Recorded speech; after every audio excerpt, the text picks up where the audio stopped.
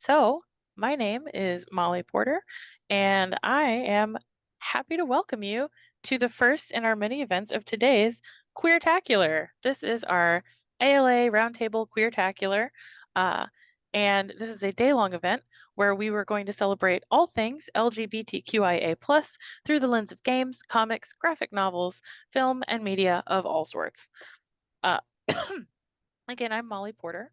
My pronouns are she, her, and I am an adult and teen services librarian at the West Feliciana Parish Library. I am also a member at large for the Games and Gaming Roundtable of the American Library Association, as well as our event programming co-chair. And today I am here for hosting and high mayhem. This event is being held live. However, if you need to leave or would like to watch it again, a Twitch video on demand will be accessible right after we end. If you aren't following GameRT on Twitch already, please give us a follow so we can build up that channel. Links for all the places you can find us and our partner roundtables will be posted in the chat, as well as a large LGBTQIA+ resource list. Really, y'all, this is a fabulous resource list. We've been working on it for a while. There's so much good stuff on there. So please check those out. And for anyone not previously familiar, let me give you a run through of all of the folks that will be hosting throughout this day. To start, GameRT is short for the Games and Gaming Roundtable of the American Library Association. Our mission is to promote gaming in libraries, whether it's programming, collection development, community building, prototyping, playtesting, or research. Joining us today are the Graphic Novels and Comics Roundtable, GNCRT, which unites library workers, educators, and comics advocates to promote comics in libraries of all types, because comics are for everyone. Join the conversation at LibComics. The Film and Media Roundtable, FMRT, which provides leadership within the American Library Association on all issues related to video collections, programs, services, and advocacy in libraries.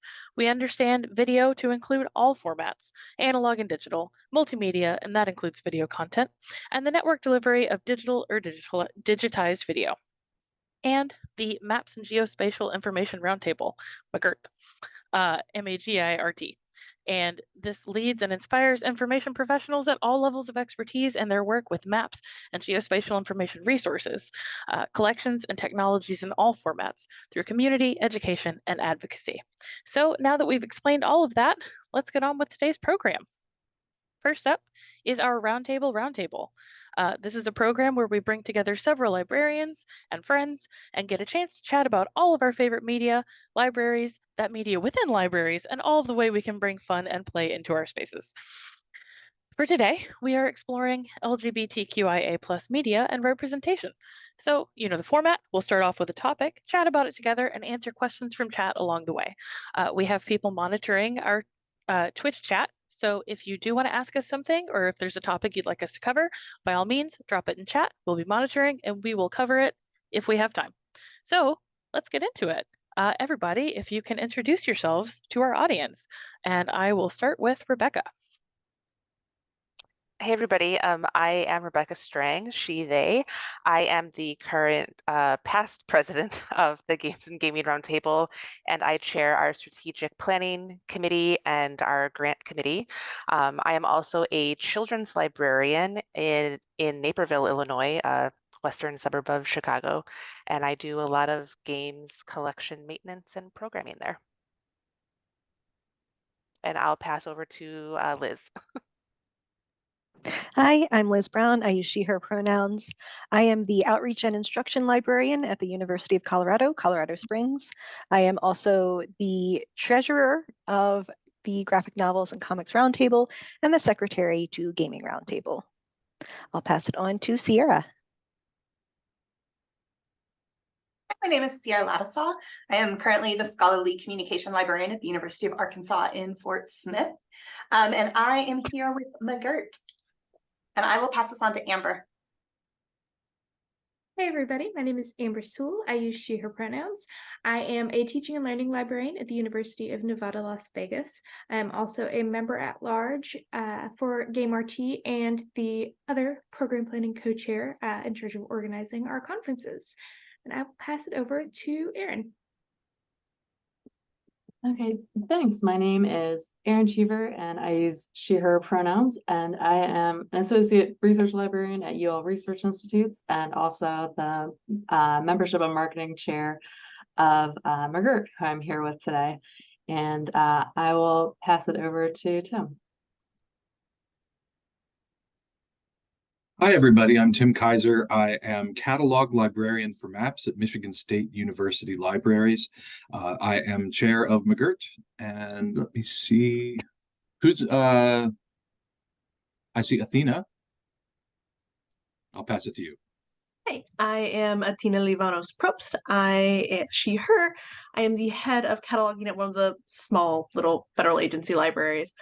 And I am also the current chair of the Film and Multimedia Roundtable. Fun thing, I haven't cataloged a frickin' physical object since internship days. I am all about those born digital videos.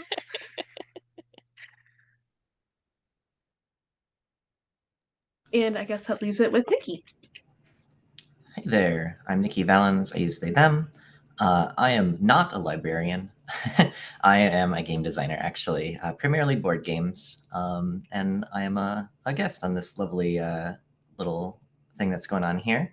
So I hope everyone will enjoy having me on. And I'm going to pass it back over to Molly to lead us away.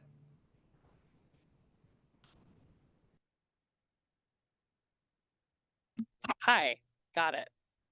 Audio is not my friend, y'all, but you're all my friends, so let's have fun. Our beginning question, and this is just kind of to start us off because there's so much that we could cover here, especially with all of these different kinds of media that we're talking about.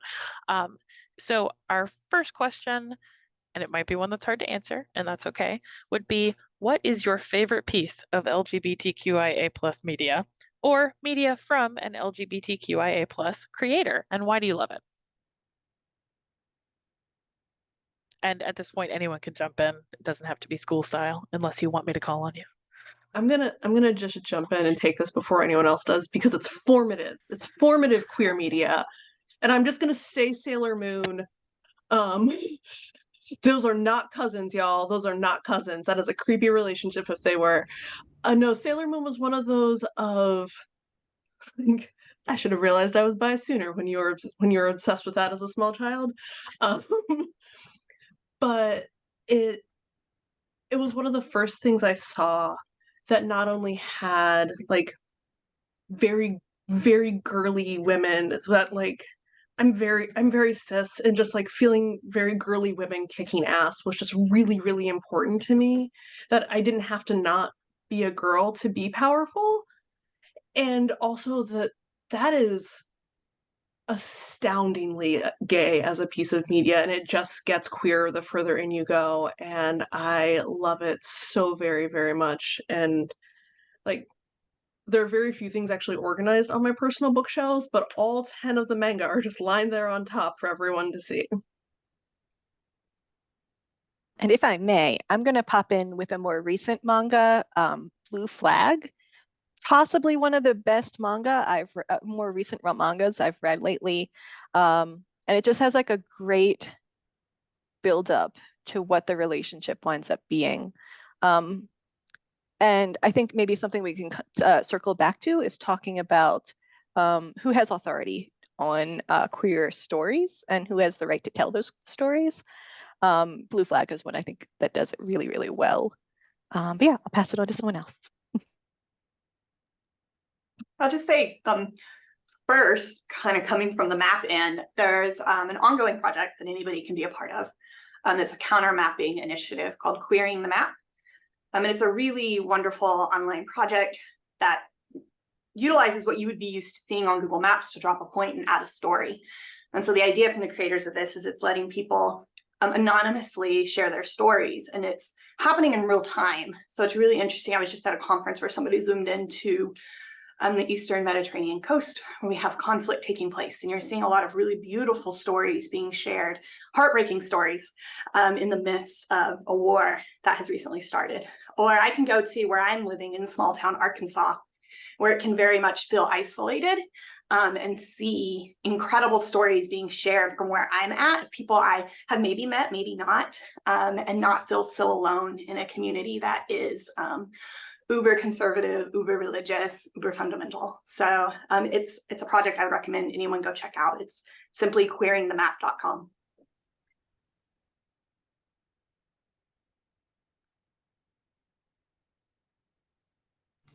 I'll hop in and drop one. I cannot possibly pick a favorite. There are too many, and they're all too great.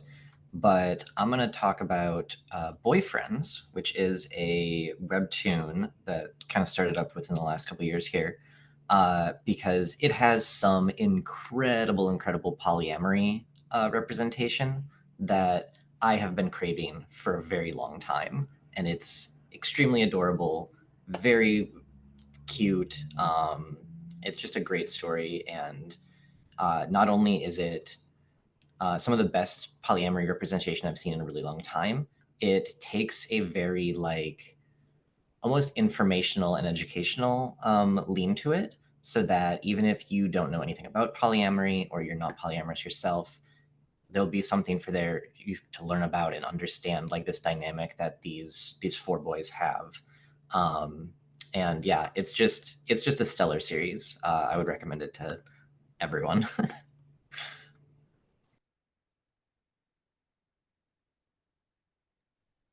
And I wanted to share, and I'm not saying this just because you're here, Nikki, but one of my favorites is Legacy of Dragonholt. I fell in love with the storytelling in that game, and just one of the reasons that I love it so much is that there are queer characters in the story, but they're just existing in the world. And it was just really beautifully done. And it's like every time I read and play that game, it makes me cry. And it's just so beautiful. One of my favorites. Thanks. That means a lot. I don't know that I can do favorite. I can do most recent. I have been listening to Dice Will Roll, the Gayest Pathfinder podcast. I actually was not huge into actual plays until I found this podcast. And it's just so wholesome. Like in the first season, which is my favorite Kingmaker, they had a whole subplot about the king of the era was trans, and so they designed their own in-game trans flag, and so it would just be a fun thing that would pop up as they were walking around the kingdom, is just to see like, oh, the shopkeeper's wearing a little trans flag, how cute is that? But it was also really helpful. Some of the programming I'm doing for International Games Month is introducing new players to tabletop role-playing games. And one of the things we talk about is the barriers that can exist, especially when, D&D is perhaps the most visible, but it was written in a really biased way, I think is an understatement. And so Dice Will Roll and other actual plays that are created by queer creators has been a great way to like show people who maybe have been met with the more gatekeeping aspect of TTRPGs that like there are communities and systems that make this way more inclusive. So that's been really fun to introduce college students to. Yeah, for sure. And I know too that especially in a role-playing game kind of setting, there are a lot of people that I know personally who maybe they are out as transgender, whether it's, non-binary or trans, like converting kind of, publicly. But a lot of the times, the first time they express that is through role playing a character of a different gender, right? And so, yeah, role playing games can be a really good outlet for that. Okay, other thoughts, other media? I mean, I know we've all dumped a lot of media in that resource doc. So again, plug for the resource doc. Everybody should go check it out. It's fabulous. Okay, so then from your perspective, what makes LGBTQIA media unique? Or what is a particular strength of it when it's expressed through your lens of media?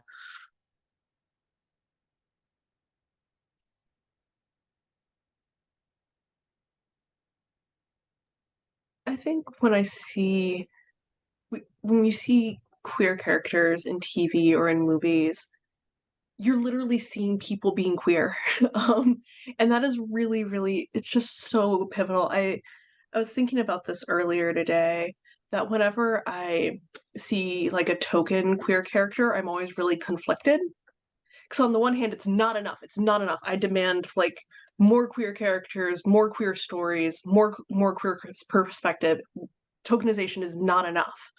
On the other hand, somebody fought like all get out to get that on screen.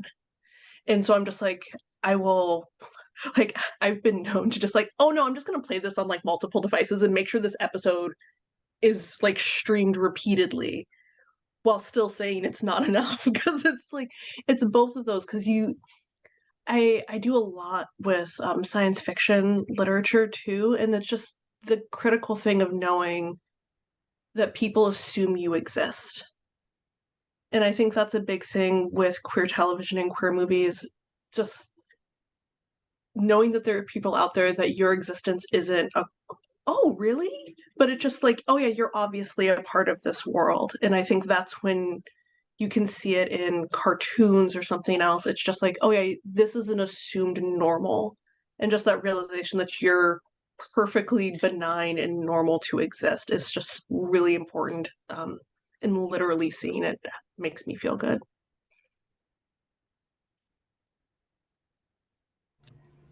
Yeah, I can definitely reiterate that it's really important to like be able to see yourself in media and stuff. There's so many people that may have never discovered their identity if they don't see it somewhere first and understand that that's even an option. So like that's one of the reasons that representation is so important to me and why these stories are so important to me. I think there's also, just from my perspective as a game designer, there's sort of two different angles on that are actually really important, I think. One of them, Rebecca kindly pointed out already, is seeing queer characters that just exist in the game alongside you feels somehow different than seeing them in, a comic or a show or a book where they're characters in a story that's divorced from you as a viewer. Whereas when they are the characters in a game with you that you get to interact with, uh, they feel more real. They feel more alive as characters that you can just like. They exist with you in the same space that you are existing in. But beyond that, games allow you to actually be a part of that story, and you get to explore yourself through games as well. So that's why someone mentioned earlier about RPGs being a really good outlet for exploring your gender or your orientation or anything else about yourself, and being able to do that in any form of game is really kind of like a big thing. Rebecca mentioned specifically my game Legacy of Dragonholt. My other game that came out more recently, Artisans of Splendid Vale, the 4 playable characters in that are all queer and trans in some form or another. And I wanted to specifically like showcase this like breadth of different types of identities that could exist. And you get to play as any of them, and you get to see their lives and like really kind of embody those characters. And it's been really great seeing players sort of take those roles on and see what they do with them over the course of like their play in those campaigns. And I get so many people that are always telling me like the queer characters in my games are often the first time they got to see themselves in a game. And it's just so moving to know that you can like touch someone in such an important way. But yeah, it's just really cool.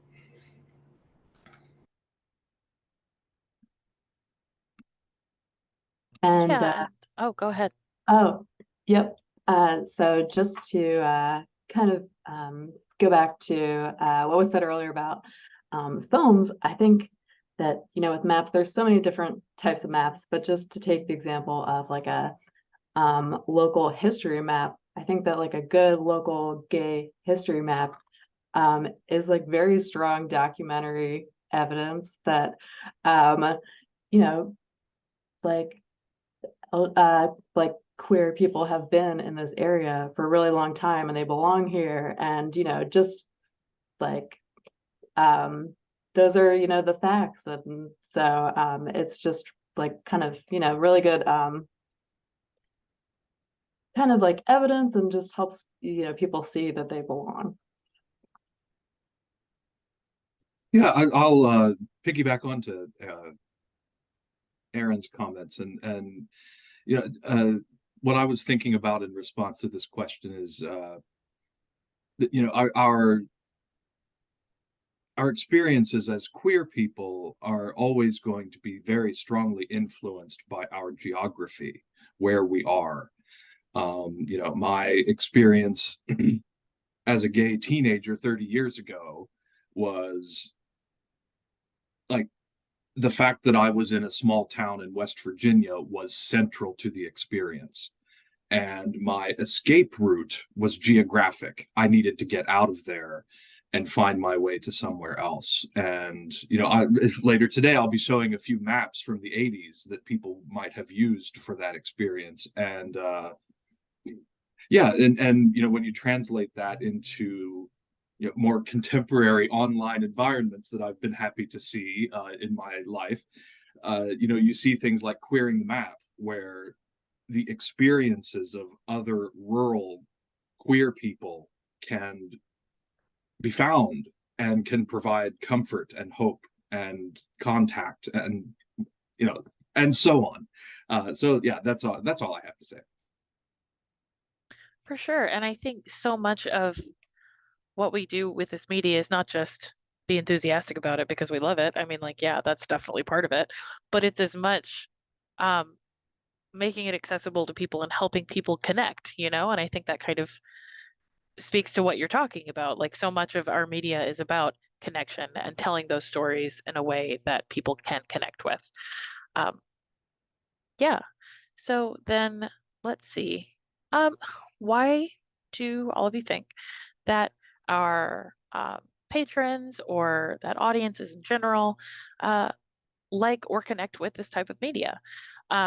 What kinds of patrons or audiences have you felt that it connects with most? Or do you have particular instances, obviously without naming names, that you think really illustrate that this is important for our patrons? Can I jump in? Yeah.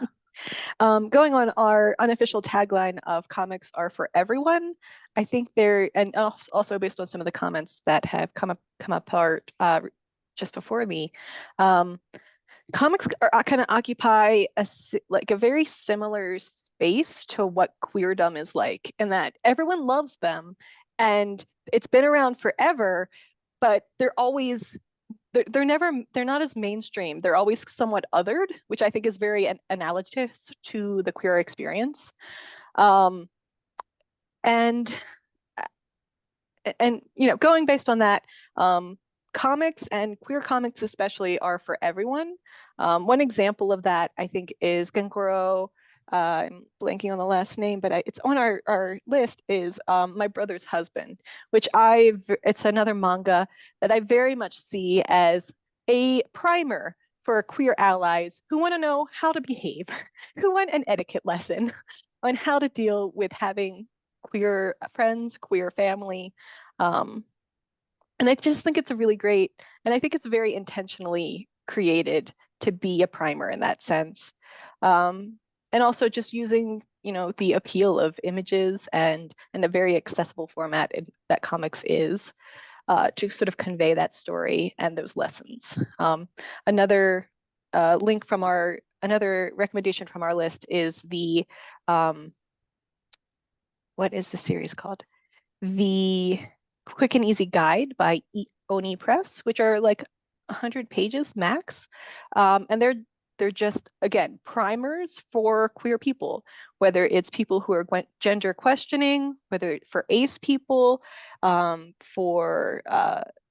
have a whole series. And again, it like the comics format, it has just been really great at making things that are easy to pick up, easy to peruse, and maybe questioning. and learning more about the whole queer experience. The accessibility can sometimes bite us in bite us come and leads to censorship, but we'll talk about that in a little bit, I think. Yeah, I mean, I think that's definitely something that is, I mean, we haven't touched on it yet, but I think it's the elephant in the room, especially right now in our current like, political and cultural moment, right? So we can talk about it now. Um, and that's the various challenges that these kinds of media have been up against. And not just the media, but the people that they are representing. Um, and how that looks for each of your media, but also how that has affected your patrons or your users or the audiences for those media. So one thing I'd say is, and not to say that like we slide completely scot-free under the radar, but generally the way society looks at maps is that these are authoritative, factual objects. Right. Forgetting that every map is making a choice in its design, and so every map is leaving something off the map. You can't put it all there, it becomes a big black dot, right? But there's a lot of ways, a lot of my research and publication things have been around using maps that you already find in a collection at a library. You don't have to go out and buy new things as a social justice initiative. Looking at the data that's there, the data that's missing, looking at who's creating the map, why is a map being created, who sponsored a map. And you'll see maps have long been used as a way to exert control and authority, but maps have also a long time been used as a way to subvert that. And so there's a lot of really fabulous ways that you can look at what's on a map and what has maybe slipped onto a map in a time of heightened control and concern. And like Erin brought up, the maps that are showing that people have existed in these places forever as themselves. What level they could be open about that may be varied, but it's there and it's documented. And I think that's really one of those nice things is I can point at it and say, this is just census data. What do you want to do about it, right? Like, and so there is some of that where with a map you can slide in it and lean into that idea of authority and factualness, and sometimes get around attempts to control the media that's in the collection. I want to say like a little around like how the queerness can help support patrons, and I come to this not mainly as like a cataloger on this question more than like a film cataloger, but I joke this like I got into cataloging for the power trip. I want to, that's what I'm here for. But when you realize that you have so many of those people who are questioning their identity, I think like that's what your preteen and teenagers are for, is like, here's everything I can question about my being, and you kind of run through them all in list. But when you have a decent cataloging record to go with a thing, it means if you're in a place where it isn't safe for you necessarily to be asking questions about, hey, what does it mean if I think this person's pretty? Is that a normal thing or is it? And I'm just like, it is normal and it's gay. But being able to let people explore the catalog without asking for help, I think is one of those things that when we're building our records, when we're building our collections, it's part of why I think cataloging is so critical, because it's stuff that it opens up doors for people who aren't ready to talk about it yet to still get in and find these things. And I think that's just a really crucial thing. It's the way that we are all supporting patrons that we will never get a thank you note for. That it's never going to be an event because they found something without talking to you and then used the self-checkout kiosk because they really didn't want anyone to see them getting that book, but they really needed that piece of media. For sure. And I think that's such an important part of what we do, is access to these kinds of media, and making sure that it is there for the person who isn't ready to let other people know that information about them or is still kind of figuring that out about themselves, you know? Yeah, I think that was a really, really great point. Okay. So then speaking about this kind of media, specifically LGBTQIA plus media, can you talk more about the collections of this media that you have in your libraries or institutions?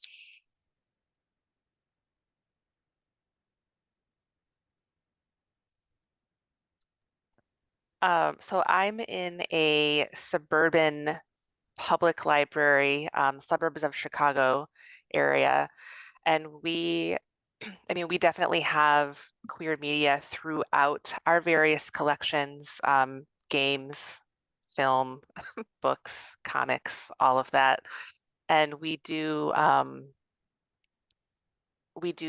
pride displays at my libraries as well, which helps to highlight and show support to our community. But it's great when we can also feature that media, not just in June, because we exist all year, every single day. So being able to support our community with our media all day, all year, every single day is really important. So I know I like to use our collection when I'm building my programs or my story times or things like that, making sure that I'm mindfully choosing diverse media that represents, our community is diverse and we want to see our community members reflected in the programming that we're doing. So, being able to have a collection with that media is kind of the first step, but then actually using that media, like using our collections to support our programming so that it's visible and not just sitting on the shelf, I think is for me a key part of what we do to use that media.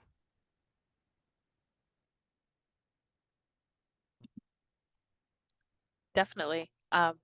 And that actually segues really well into my next question, because you talked about story times and other programming, right? Which is how have you incorporated LGBTQIA media or themes into your programming? Or do you have tips for people who maybe want to start programming around these kinds of subjects? So one thing I'll say is so where I'm living at in Arkansas is actually the part of Arkansas where all the lawsuits are centered right now. And so state level, of course, there's the state level stuff that's been enjoined that was basically going to make anybody, not just librarians, in the state a felon for giving a child a book somebody might object to. But as an academic librarian, we went back to our system council to question, like, is there anything we need to be doing? Because we are sitting next to the River Valley Elders. So I'm in River Valley, Arkansas. And River Valley Elders is a very active hate group who are targeting libraries, trying to close libraries, getting library directors fired left and right. And so one of the things we've quickly realized is as they are doing programming in town that is just truly distasteful programming, and they've gotten a student group on campus involved so stuff can be held at the university, we will offer counter programming. So the Turning Point student group was showing a film on womanhood and what it means to be a woman, which was not a great film. We looked through our collection material to look at what we could show in the library and offered a counter showing. And so we are a very small library with not a lot of resources, but we're really trying to highlight those resources and finding ways to not necessarily inject ourselves into a conversation, because we're trying to be cognizant that it is our lowest paid staff that are at the front line of our library and they would have to deal with the hate coming through the door. But finding ways that we can at least offer a welcoming space, provide some pizza. We're paying for that out of our own pockets. We don't have it in a library budget. And hopefully try to find a way to let all of our students on campus know that the library is a place where we respect and support and appreciate them, and that we hope they feel safe coming in. Yeah, and I'm not in Arkansas, but I am in Louisiana, and not super fun in Louisiana either, though the issues we're facing are same but different, so I definitely understand that, but I love everything you just said about how you're offering that safe place for them to be and let them know that, hey, there are people that care about them and there are people that love them and want them to be okay. And that's really fabulous. And I know, again, it's something that we all strive for in our services, you know? So that's really great. Um, and I'm looking to see if we have questions from chat. I don't think so. Lots of activity in chat, but not questions specifically. So chat, if you have questions, please ask, because we have a few minutes left. One thing I do want to do is circle back to Liz's point from earlier about the authority of queer stories. Who has that authority? Who gets to tell queer stories? And I think that's something that's really interesting. So Liz, I'm going to throw it to you first before I just start like talking. But if you have thoughts here, if you have fun things you want to share. So from a comics perspective, there's tons of queer representation, especially in manga, with the establishment of boys love, girls love, yaoi and yuri. But that doesn't mean those stories are always being told by queer people themselves. And sometimes it's just that we don't know whether one way or another because pseudonyms are so prevalent in comics across the board. In general, I'm with Atina. The more representation, the less tokenization there is, the better. So I don't mind when straight cis people include queer representation, but that is not as valuable to me as own voices, stories, as media coming from people with queer authors, queer creators. Uh, and so I think it's really been only a recent renaissance that we've had the knowledge of people feeling safe enough to share their identities, and being willing to really stand up and say, yes, I am whatever intersectional identity they have, to allow librarians like us to include that in our metadata and so that we can be a little more informed.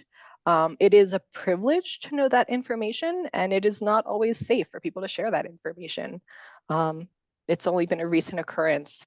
And I definitely think there's like a generational shift of that we can see, that's come about since the Marriage Equality Act, basically.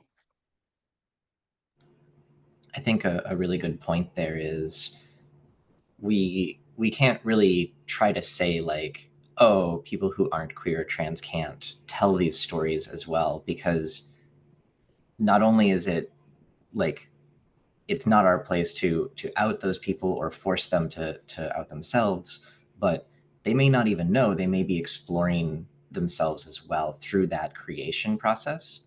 And I think in a way, not only is the visibility of these characters in these stories or games very important, but the visibility of the authorship of these things can also be very important in a lot of ways. The fact that I am, for instance, an openly trans game designer, people have seen that, and I've had 4 separate other game designers tell me in private, because they saw me and saw me making games, they realized or felt comfortable enough to come out themselves. So like beyond just the representation of the characters, just even knowing that there are creators out there who are making these beautiful works is really important. So even if we do have some of these instances where people are making some representation that's not the best, maybe they don't have those experiences or that knowledge to be able to do that representation well. It's really not our place to be able to, police who can make what types of content, because we never know what their story is as a creator, and they may be still finding out themselves even.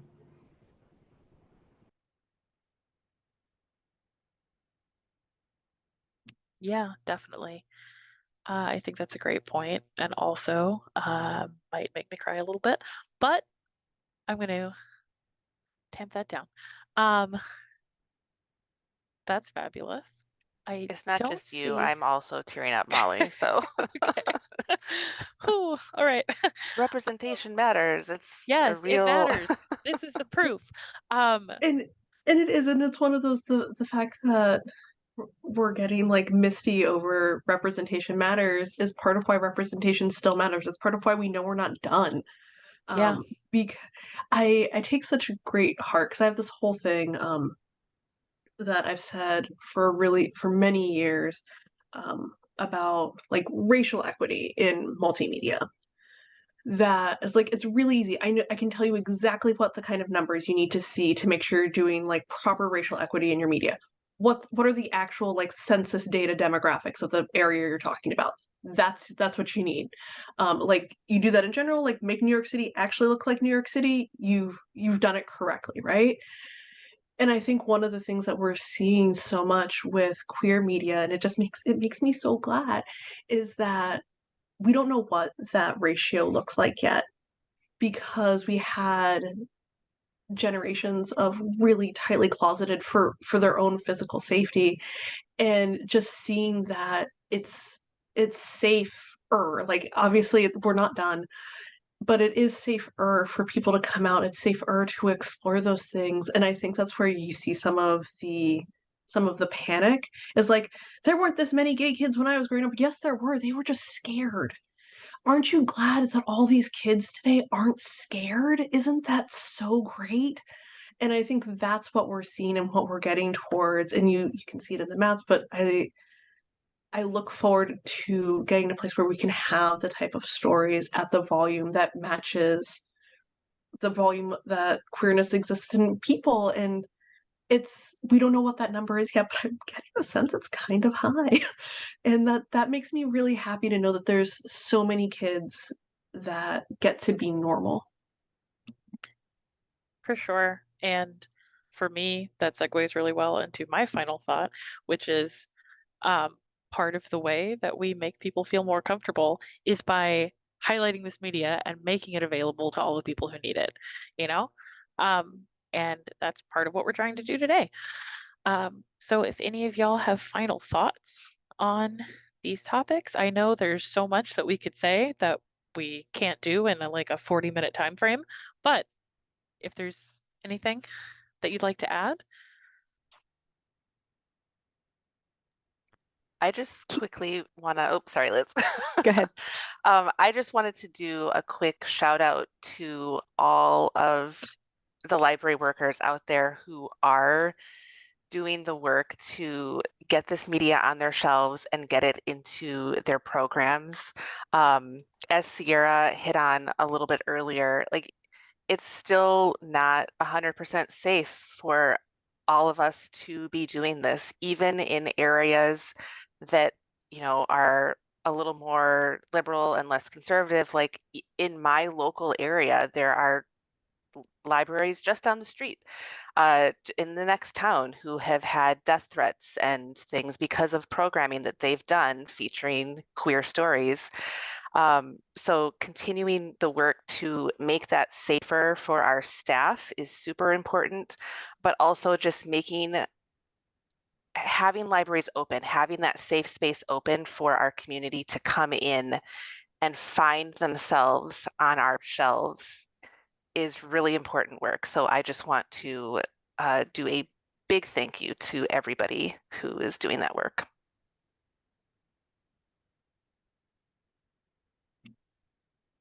Did you have anything to add, Liz? This might be getting into what you were about to say, Molly, but like I was going to say, there's no way we can finish the conversation in Right. 40 minutes. So stay tuned because we have a lot of other, like we're continuing the discussion. Yes, definitely. So we have a great lineup of events happening today. Our next event will be starting in, let's see, 7 minutes roughly. And that is going to be a dramatic comics reading with the wonderful folks at the Graphic Novels and Comics Round Table. So we are going to go on a brief, like 7-ish minute hiatus, and then we will be back to talk about another wonderful piece of queer media. So thank you all for joining us. I hope you continue to join us for the rest of this day and all of the fun things we have planned. But thank you. Bye, everyone.